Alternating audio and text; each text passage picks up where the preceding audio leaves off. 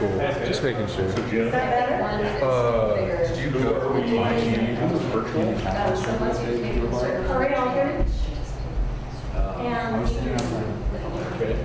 And set fire. Recorder screen.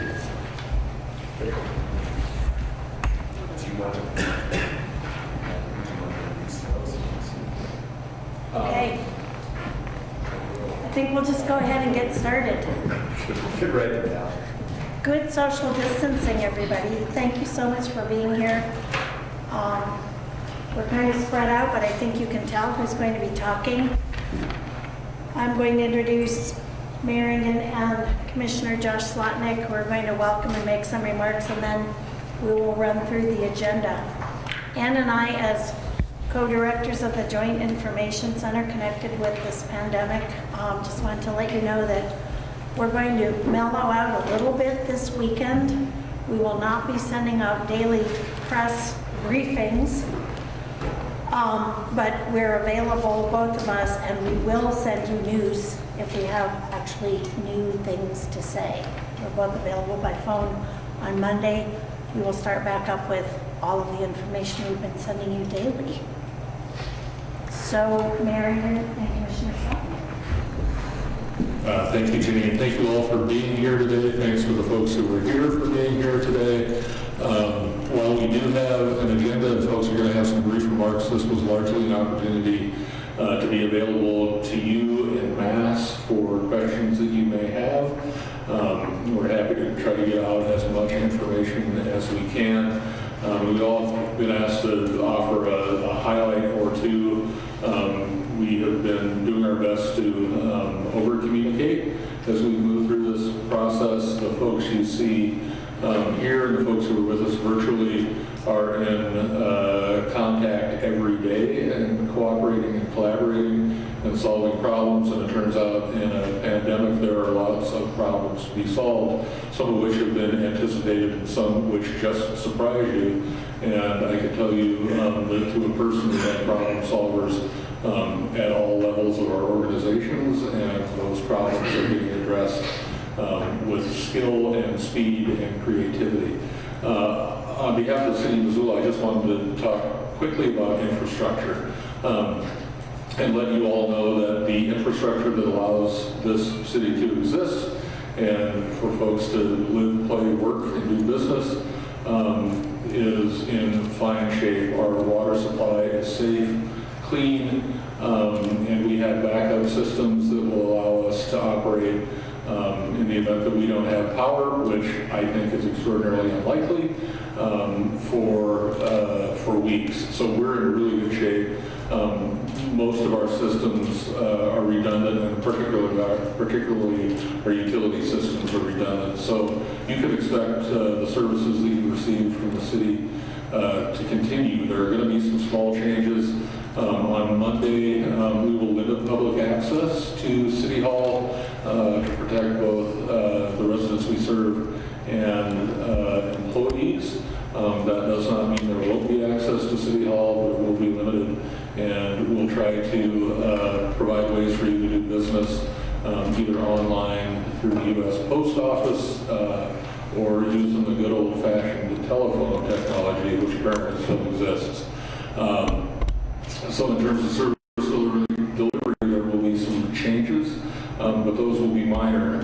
All of our other systems, the ones that you count on day in and day out, police and fire in particular, will continue to roll along. And with that, I'm happy to turn it over to Commissioner Josh Slotnick. Thanks, Mr. Mayor. Thank you all to the media who are here. You are essential in this time of crisis. As the Mayor said the other day, when you're gathering information, you should check your sources. We are really fortunate to have such good sources, and they're right here with us in the room today. So thanks to them. Also, thank you to anyone who's listening on this or watching on this. Thank you for doing your part in terms of social distancing, working from home, generally changing your behavior. I want to acknowledge this is really difficult to turn life all around. It's super hard, and people are responding really well and doing their part. Thanks for that. Before I dive into my highlights, the other thing I wanted to say is if you'll see really quickly and hear really quickly when we get to meet these folks around me, the level of talent and expertise we have is super high. We're in really good hands, and we're going to get through all this. My quick message in terms of the county: we are absolutely going to continue delivering services, everything from building permits to car titles. You're just now going to be doing it online or over the phone, but it's all going to happen. And if you're interested in a department by department rundown, you can check our blog, MissoulaCountyBlog.com, and it's all there on how you can do it. And we are going to keep business moving. It's just going to move a little bit differently. In terms of keeping our businesses going, if you're into local government, you would know we do 3 administrative meetings a week in Missoula County with our Board of County Commissioners. These are public meetings, and then we do 1 large public meeting at the Sopimo East Room. We're doing all of this virtually now, and you can go to the Commissioners page at our website, and you can find out how you can call in. So these are still going to be public meetings. We have the capacity to handle 250 people calling in, which means we'll be almost as popular as a typical city council meeting. Right? So where business is going to go on and public access will go on, it's just going to be done a little bit differently. We have a couple of elections coming up, one in May and one in June. The May election is a school election. It's all mail-in ballot, but June isn't. Well, we're going to do something a little bit differently this year. We are sending out a postcard to everyone who voted in the last election in person at the polls. And we're going to encourage you to vote mail-in this time.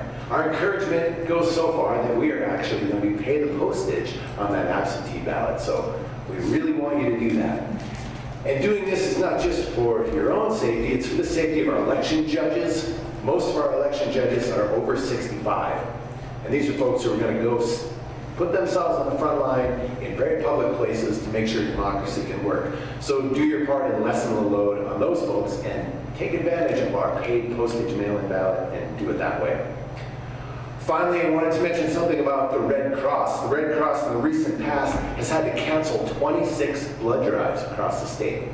They had to do this because they couldn't have all those people in the same space at the same time, which means we have a little bit of a shortage of blood, not due to people bleeding, but due to us not being able to collect blood in the way that we have been.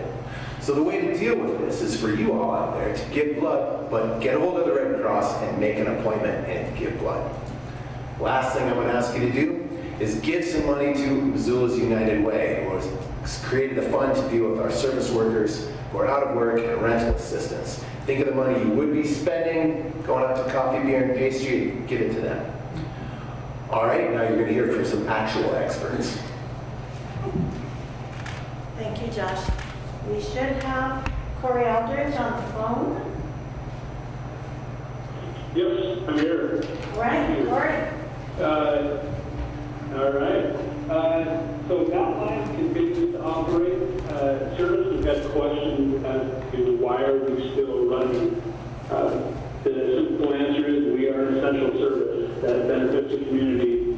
There are many people that depend on us as being a reliable way of getting to work, whether it be healthcare workers, medical professionals, grocery store employees, and so many more that have to get to work each day.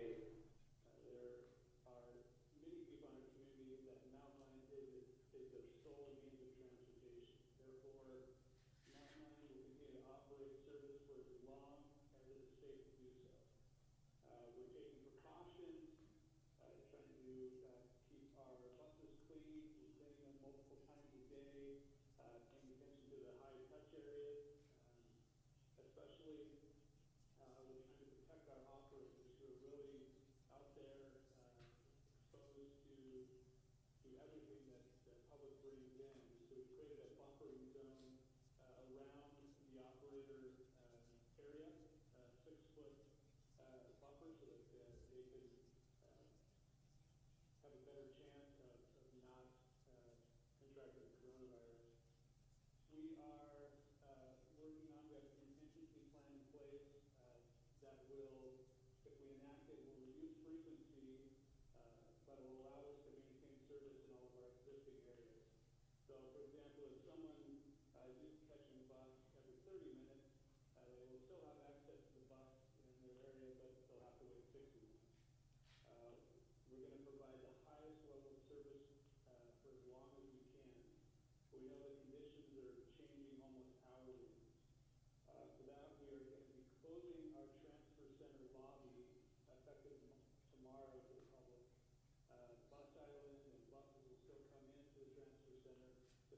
hospital will be closed. We have additional planning that's being done so we can respond to changing conditions. We'll continue to work closely with the city and county on a coordinated response to the COVID-19 outbreak. And we'll continue to update our practice and recommendations as made by local and federal health agencies. We are updating our website and our social media constantly to keep the public informed of what we're doing. That's it. Thanks very much, Corey. Dean French from Community Medical Center. Hi, thank you. First of all, I'd just like to thank our healthcare workers in this community. They are working hard to ensure that our community is prepared to take care of all patients. We're asking them to do things that they haven't done before. We're asking them to retrain on the spot. As the situation changes, it becomes more fluid. We're repositioning our healthcare workforce so that we can be best prepared to take care of what's to come. And hopefully it will not come, but we want to be there. I'd like to thank our community leadership for really encouraging social distancing, shutting down bars and restaurants. Keeping those things in place is the best way I know to make sure that the healthcare workforce is going to be in the hospital where you need them, when you need them. So thank you to our leadership in this community for that. I'm also grateful in general for the Missoula and state of Montana leadership that we're seeing. Our city and county health department has been leading this event from the onset. It has to be fatiguing. I ask that we give them grace and space to get their jobs done. They've been remarkable throughout this, and the end is not in sight. So we need to be mindful about the burden that our city and county health department is under in managing this event. I'd also like to thank our healthcare partners, Providence St. Patrick, Partnership Health Center, Western Montana County, who have been great leaders and collaborators throughout this pandemic and planning for it. We've had interesting leadership pop up in unexpected places. The Missoula Economic Partnership has been facilitating conversations between our laboratory leaders and our biotechnology firms in town to try to see if there's ways that we can improve, extend, and expand testing for COVID-19 in our communities. While those plans aren't firm, the very effort that's going on is one of the things that makes Missoula a remarkable place to live and to work. In terms of preparedness, Community Medical Center has set up a separate COVID-19 unit with all airborne isolation rooms. We are in the process of planning and expanding so we have a secondary unit in case there is a larger surge. We've implemented our hospital command structure for 24/7 management of the crisis, and we're continually educating our staff on how they can minimize their risk of exposure and take care of our patients. Specifically, we've limited our entry points to our facility to just the front entrance for non-employees for the general public. We've completely implemented a no visitor policy to the facility, and we've limited our back entrance for our staff, volunteers, and medical staff. All of our staff are being screened for fever and symptoms prior to being allowed into the workplace. All of our patients are being screened prior to appointments in our community physicians group, 24 to 48 hours in advance. If they have symptoms, they are being redirected to one of our focused screening areas. Where possible, we are utilizing telemedicine to perform our routine doctor's visits for our community physician group, whether that's pulmonology, rheumatology, endocrinology, family medicine. We're trying to direct as much of that to a telemedicine platform as possible right now. We are directing all of our patients with symptoms to first call or visit one of our focused screening centers or call our nurse on call line, which is 327-4770, for guidance if you're not sure what to do. Dean, can I excuse you? I don't think your microphone is on for us. I'm not hearing anything. That was intentional. There you go. Thank you. We're asking you to call our nurse on call line at 327-4770 for guidance if you're unsure where to go. We're directing our patients with symptoms to call first or visit a focused screening center so we can centralize our screening processes and testing as well as preserve our protective equipment. Our adult screening center on North Reserve is seeing very high volumes. It is important that part of the screening process is to determine who actually needs a COVID test immediately and who could be deferred and be asked to self-isolate at home. Testing resources are still limited, and we are following the clinical guidelines that we have at this time to determine who is appropriate for testing. We have opened an additional screening center at our Front Street location, downtown First Care, and that is for children and their parents.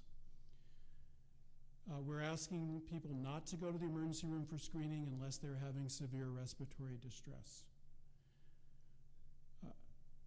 All of our staff have appropriate personal protective equipment in our screening centers and our emergency room to prevent exposure to our workforce. We have suspended all elective surgeries throughout our platform in order to preserve and conserve on our personal protective equipment, and we are looking for donations of any type of medical grade personal protective equipment. If someone has that, we ask them to drop it at our front entrance. It has to be in an unopened box. That's all I have. See if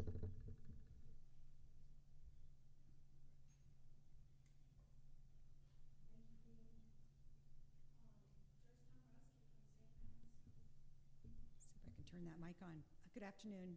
Joyce Dombrowski. I'm the Chief Executive for Providence, Montana. Thank you for the opportunity today. I'd like to just start and echo some of the comments already made. It's a privilege to serve in Missoula, and really it's a privilege to serve with individuals who are so focused on working together and creating what we think to be the best possible plan and surge for this county and this city. I want to thank every single caregiver that's at work today. One of our infectious disease specialists accompanied me today. Many physicians and nurses are on the front line right now taking care of patients. I also want to take this opportunity to remind you, we've been taking care of very sick patients in this community for almost 150 years, and we will continue to do that. And even though this COVID-19 pandemic has really challenged us and had us look at innovative and creative ways, there are still individuals who are not part of that equation that we take care of very well every single day. And we're responsible for that, certainly, as well as working in the community.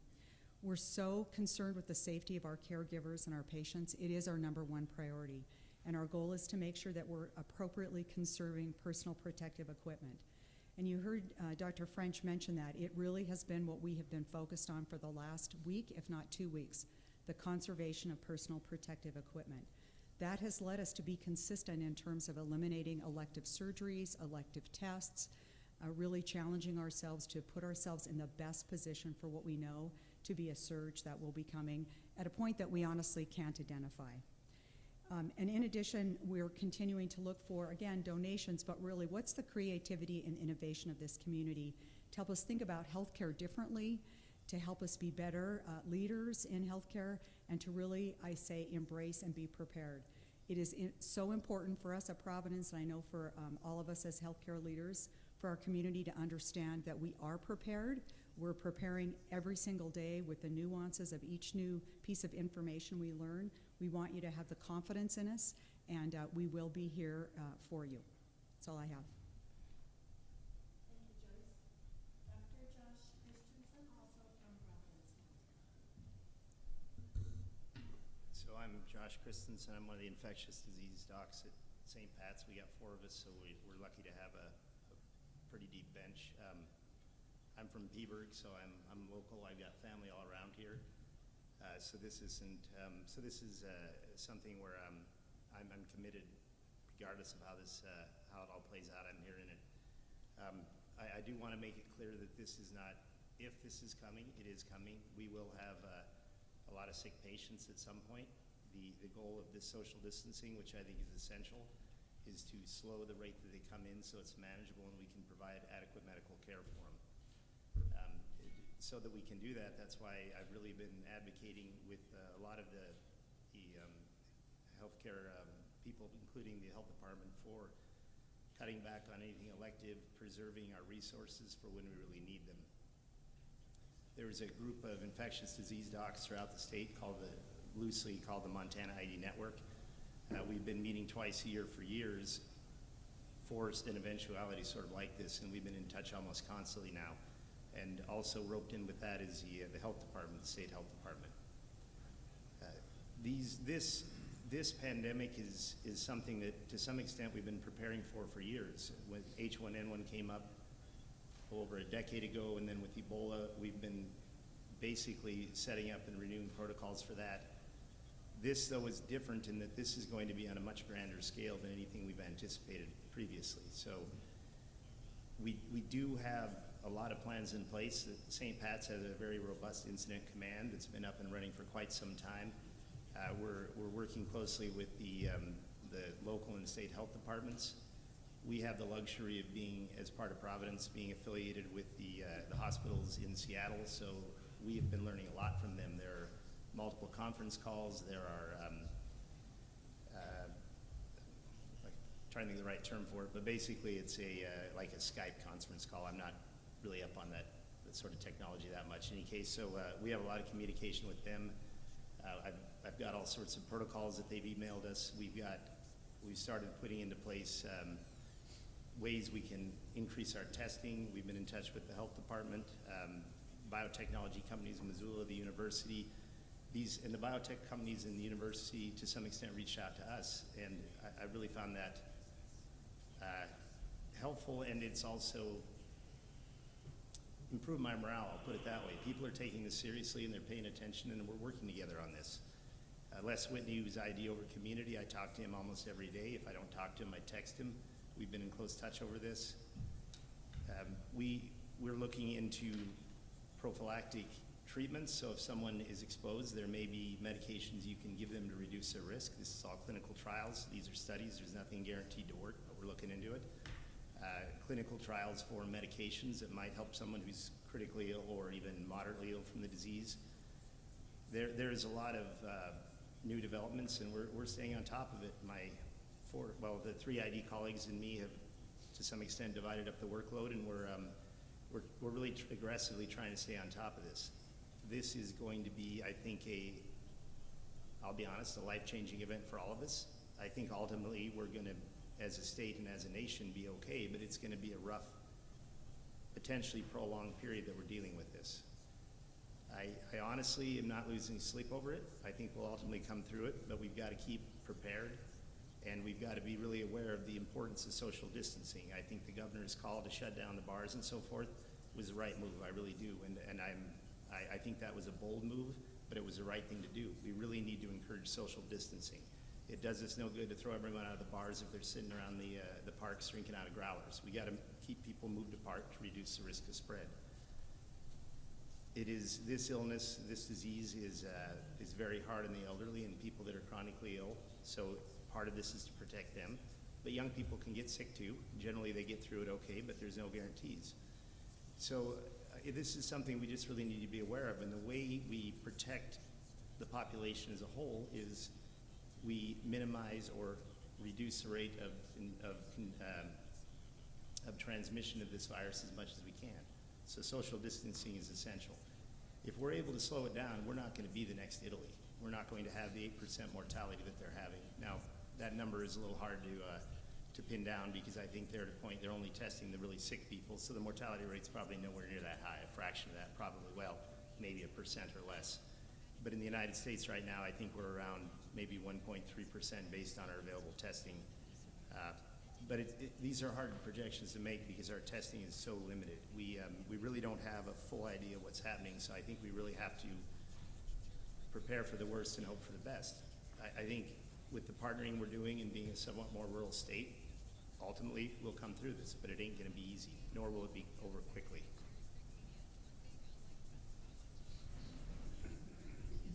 Thank you.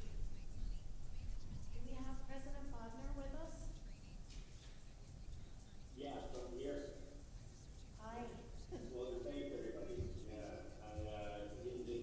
All we did is the evolving situation, and we've of course remained in close contact with all of our community partners. And I just continue to appreciate the collaboration and the teamwork of everyone that's been a part of that. With every decision we make at the University of Montana, we remain steady in our commitment to the health and safety of our students, staff, and faculty, and of course, the broader Missoula community. Just a couple of brief updates from the university. I imagine everyone saw that last week we announced we would move to remote course delivery starting on March 23rd after spring break. We announced earlier this week that we will actually continue with remote delivery through the rest of spring semester. Our professors are hard at work right now preparing for that transition. They're in contact with students with information on each of their courses. Second, earlier this week, we also strongly recommended to our students that if they have another housing option, they do not return to residence halls after spring break. To Dr. Christensen's point about social distancing and the importance of that, it's of course difficult to do that in a crowded residence hall. So we strongly recommended students in residence halls to not return. We're of course going to work with any and all students for whom this causes a hardship and have a timely process for move out. The families are overburdened. But we do understand, and it's important to know that for some of our students, can't visit their home, and that's okay. We're going to continue to work with local health officials to ensure that we continue to provide the best accommodations possible for those students in our residence halls. It may mean that some students have to change residences as we consolidate services and enact appropriate social distancing measures. But students that need it will have a home with us through the end of the semester. We've also encouraged students who live off campus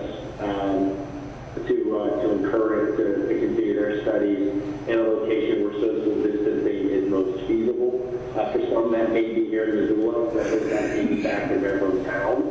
And we encourage our students to consult with loved ones to determine what's best for them. But as Corey mentioned with regard to Mountain, the university also has a duty to provide essential services for our students. So we will continue to provide student-focused services on campus over the coming weeks, but on a modified and much more limited basis. As you've seen, in accordance with county guidance, our campus rec facility remains closed. Our libraries are closed to patron visits, but with selected services from the Mansfield Library available on an appointment-only basis. Dining services are significantly consolidated, limited to grab-and-go models. Our Prairie Health Center, of course, remains operational. But we, at the same time, are shifting many of our resources and services, like advising, like counseling, available online, and in some cases over the phone to serve our students. At the same time that we're working to protect the health and safety of our community, we're also continuing to work tirelessly to enable our students to make continued progress in their academic programs. And this is, as you can imagine, a challenge, but I've been really proud of the way our team has stepped up and to meet student needs here. And in some cases, specific to some of our training programs around the health profession, typical of college, we're actually working at the request of community leaders to accelerate program completion for some of those health service workers to meet some anticipated and currently existing needs in our community. A key task for all of us is continue to keep our students engaged. I shared with our students earlier this week, our UN family is scattered around the state and around the world, but we remain united by that fierce spirit within the heart of every Grizzly. And over the coming days, we're going to be working creatively to help our students stay connected to our community, to each other. It's a very important thing that we watch out for the health and safety, but also addressing some of the mental health challenges that come about and dealing with situations and change of this magnitude. So we're working really hard on that front. And just to share finally, we have our UN website. Those of you who have specific questions about the University of Montana, we have a COVID-specific website set up. It's www.umt.edu/coronavirus, and also an information line for university-specific questions at 406-243-INFO. Again, 406-243-INFO. Thanks, everybody. Thank you. I'd like to introduce now Cindy Farr from the Missoula City County Health.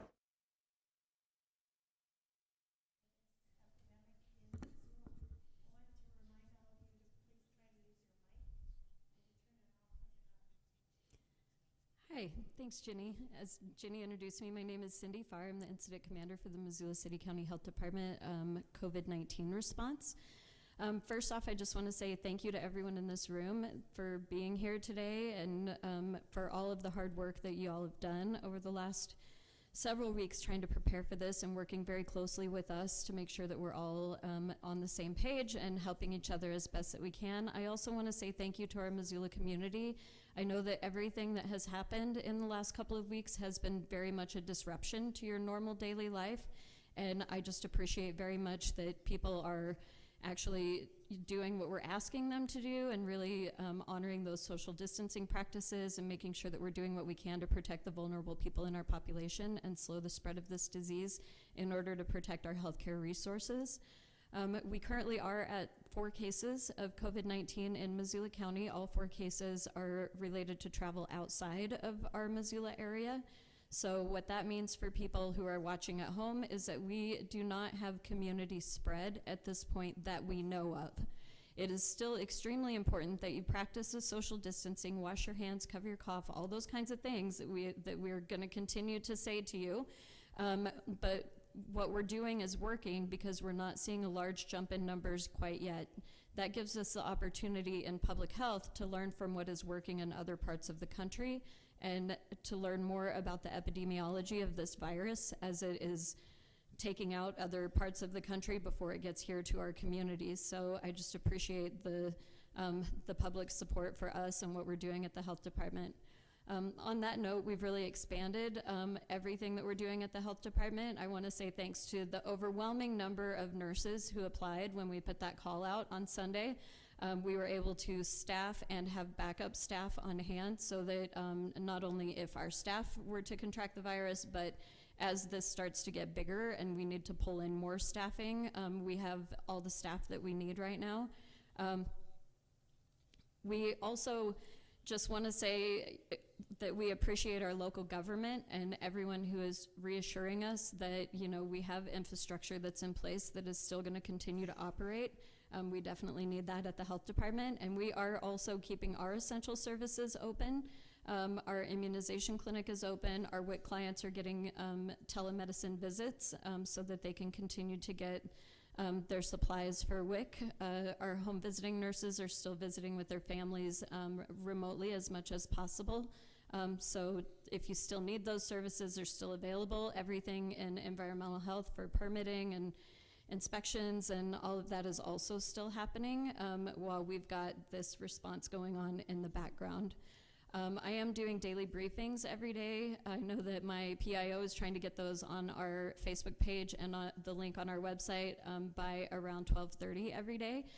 So for the most up-to-date information from the health department, that is definitely a good place to get it. It's where we're trying to answer a lot of the questions that we're getting on a routine basis throughout the 24 hours. Whatever we're getting a lot of questions about, I'll address in those daily briefings. And I think that's all I have. Thank you very much for everyone and all of your support, and we're going to get through this together.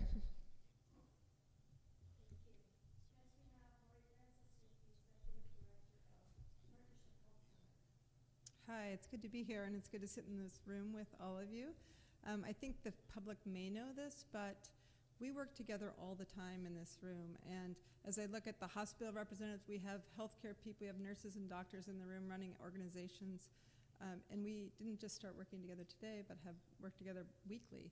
So, and then with our county officials and the mayor, the health department, we are already in groups, so to mobilize has been not easy, but certainly cohesive and collaborative. And I would say the same with the federal government, actually. For us as a federally qualified health center, and also the state government has been very involved in what's going on in our communities. And I feel like we are as well supported as any time in my past. So I just really feel honored to be working with all of you and in this community. And as Cindy said, we've had great community response. So thank you all. Partnership Health Center does serve about 15% of the population in Missoula County and also in Mineral County. We've had an incredible response on our staff. Part of, as you heard from the other healthcare entities, our first goal is to protect staff. We've been doing that well, putting people off-site, putting people in remote locations who are at higher risk. And then we also have altered a number of our services. We're still available to all our patients. We offer medical, dental, behavioral health care, and pharmacy services. Those have changed to be far more phone-focused and Skype and Zoom meetings, and they're working quite well. So I think all of us have had to turn on our head to continue to maintain services. We also were able to hire 4 EMTs overnight, which was incredible. We brought on a couple short-term janitors who have been really helpful, so we're wiping down surfaces much more actively than we already were. We screen people at the door just as with the other entities in the room. Everybody is screened. We have been really interviewing about 25 to 30 folks a day, and of that group, we are swabbing, meaning we have a higher degree of suspicion, 10 to 15 people. So far, all have been negative, as you heard in this room. So we are doing a good job together. It doesn't mean that we won't have cases at some point, but we feel quite excited about the response on the part of all of you.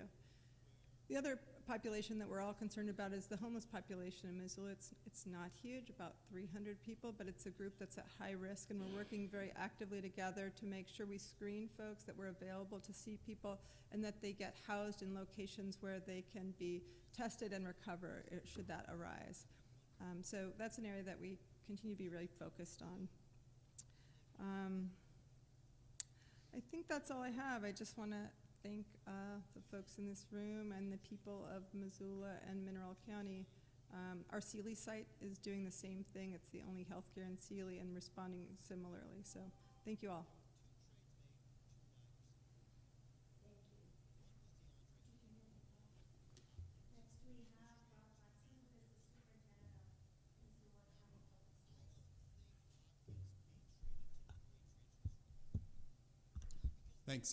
Thanks everyone. Again, just want to reiterate, appreciate the collaboration that's happened with folks in this room as well as other folks in the community. It's been great to have the opportunity just to talk with everyone on a variety of different issues as they come up, and being able to just communicate openly and problem solve has been really nice. I have just a couple of updates since our last press conference. As you're probably all aware, the governor issued a closure for all schools in the state for a period of 2 weeks. It didn't affect us this week because we were already on closure for spring break, but we will continue to be closed this next week. The governor has not yet extended that, so right now we're closed through March 27th. We're continuing to message throughout this week. We've continued to message our staff and our families about any information that we know and how we're preparing for this event. One thing to note, which I don't think has been mentioned yet today, is yesterday the governor issued an advisory for those that are coming back from spring break, asking those that have traveled internationally to self-quarantine for 14 days. We have messaged that to our parents and our staff that might be returning from international travel after spring break. Essentially, our schools and our administration buildings are closed to the public. We've asked all of our staff that could work from home to work from home. Of course, the buildings are still staffed by our custodians, who are doing an excellent job cleaning the buildings and making sure that they're maintained. But other than that, there's not really anyone in the buildings at this time. We have done a ton of work, though, to prepare for Monday, and I'll just mention a couple of things. So our teaching and learning staff worked hard this last week to ramp up our online learning presence. We've got a website that's going to launch later today, and it'll be ready for parents starting on Monday. It's full of activities, relevant and engaging activities, grade level specific, subject specific, so that parents could have an option to take a look at that and help their kids through some of those lessons and activities. Next week, as our teachers come back, they won't be back in the buildings, but they will be answering emails from home. And then the other thing I just want to mention is our preparation around food service. So we are ready to go with food service on Monday. Our staff worked very hard this week. Last count I heard was 6,000. That's 6 with 3 zeros. 6,000 sandwiches that were prepared this last week to get us up and ready for Monday.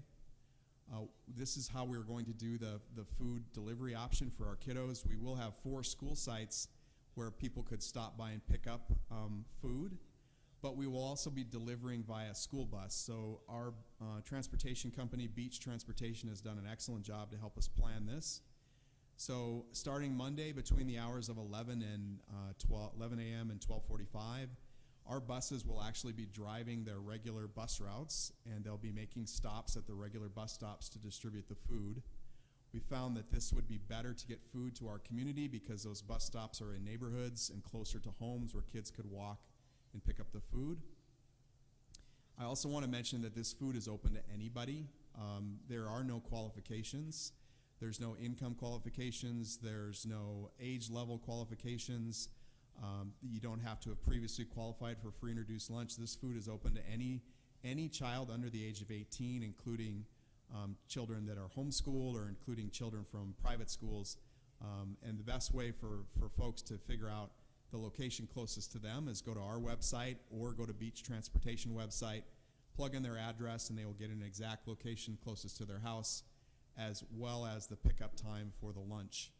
We'll be not only be providing the lunch, but also for breakfast the next morning, so they'll actually get 2 meals in one bag, and then we'll come back the next day with another bag at lunchtime. So those are the big updates I have for the school district. Encourage our families to just keep watching our website, keep checking their emails. We'll be updating families on a regular basis. Do you still have Adrian back on the phone? Yes, you do. Hi, Adrian. Adrian is the director of the Missoula County Office of Emergency Management. Thank you for the opportunity to talk through some of the activities and planning that we're coordinating within the Missoula Office of Emergency Management.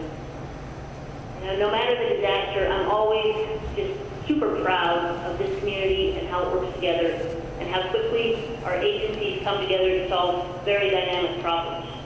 And amid a global pandemic, this problem solving, forward thinking, and coordination is occurring at a mind-blowing tempo. And I am so honored to be working closely with a lot of really smart and talented folks that are going to help us all get through this. So, early this week, both the city and the county declared emergencies related to COVID-19. That action was really an acknowledgement of the broader community impact associated with this that we've all talked through and all the speakers ahead of me have talked through. But what that did was that enabled us to open up our emergency operations plan and to formally kind of kick our emergency operations center and emergency coordination center into high drive by forming a management team that is working to coordinate all of the response efforts that are going on across the county so that we can assist our healthcare partners and the city county health department to meet their objectives by reducing the complexities that they face and solving some of the problems associated with that. The other main thing that this team enables us to do is to build capacity for resiliency and plan for recovery, because this will end at some point in time. So much like we've done for fires and floods, one of our big key partners in this are community organizations that are active in disaster. This group meets frequently when we're activated. So just this week we've met 3 times via conference call, and that schedule will continue into the future as need rises. It may be more frequent. But what this group really does is they get together and they anticipate what unmet needs or gaps may be out in the community. And they collaborate so that they can increase their readiness and their capacity to address those needs collectively as a group and to serve everyone in our community amid this disaster. The last thing I want to say is that for the last 2 weeks, the public has been able to call 258-INFO, 258-4636, to be able to speak with public health nurse about COVID-19 related questions. Starting Monday at 8 a.m., they will still be able to call 258-INFO to talk to a public health nurse about COVID-related questions, but they will also have the opportunity to talk to staff in the Emergency Coordination Center about resources and how to get connected to resources that they may need. So tomorrow, tomorrow and Sunday, that will just be a recording. But Monday morning, 8 a.m., we will have live staff available to answer those questions. Thank you. Thank you. We can open it up for questions.